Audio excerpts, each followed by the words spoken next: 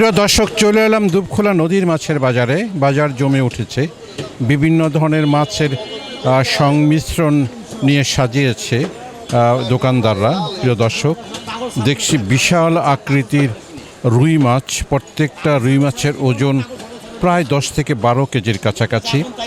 পাশেই দেখছি জিওল, শিং এবং শোলে পাতা। প্রিয় দর্শক, একবারে জীবন্ত। এগুলো সাধারণত শরীয়তপুর থেকে বড় পাতিলে পানি রেখে নিয়ে আছে। আর এইখানে দেখছি কাটা মাছ। প্রিয় দর্শক, সুন্দর মাছ। সামনেও অনেক দূরে মাছের বিস্তৃতি দেখছি।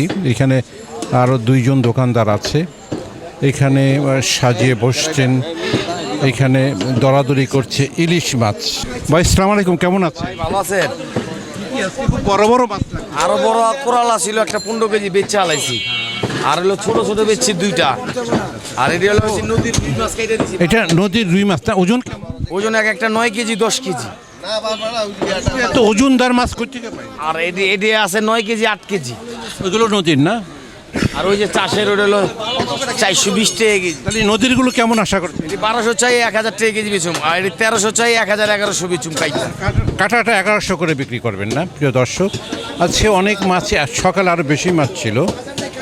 মোটামুটি আমি আসতে একটু দেরি হয়, মাছ অনেক মাছই বিক্রি হয়ে গেছে। প্রিয় দর্শক।